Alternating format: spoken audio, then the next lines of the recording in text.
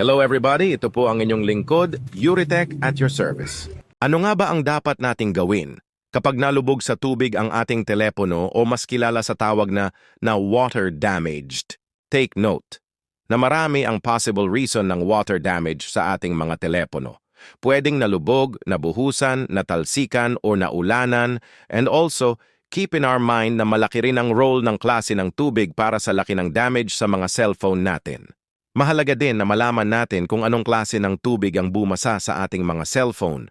Fresh water ba yan, rainwater, o di kaya ay seawater? Ang tubig asin sa dagat ay ang pinakamahusay na konduktor ng kuryente, sunod ay ang tubig ulan, at ang panghuli ay ang normal na tubig na iniinom natin.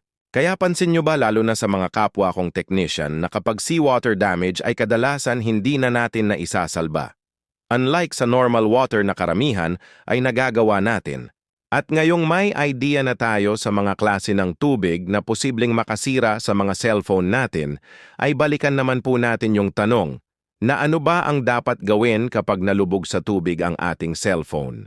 Ang pinakamainam na gawin kung sakaling nalublob sa tubig ang ating mga cellphone ay number 1, tanggalin agad ang cellphone sa pagkalublob.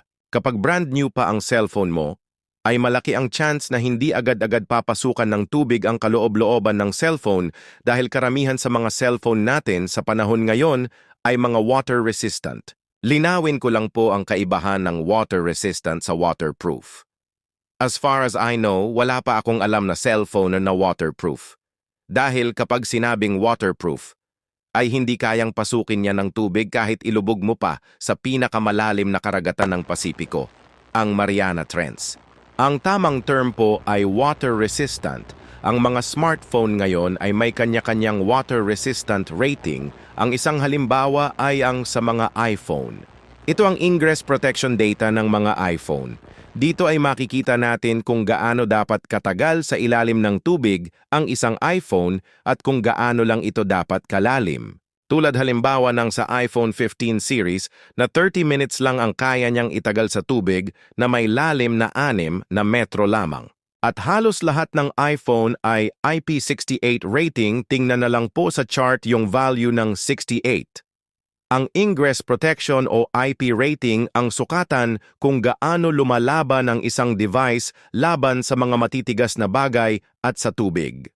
Kaya kapag brand new pa ang cellphone natin ay malaki ang chance na di papasukan ng tubig kapag natalsikan, naulanan, nabuhusan o nalublob pa yan sa timba. Pero ibang usapan kung repaired na ang unit o nabuksan na. Malamang ang IP rating ng mga nabuksan na cellphone ay nasa 54 o mas mababa pa.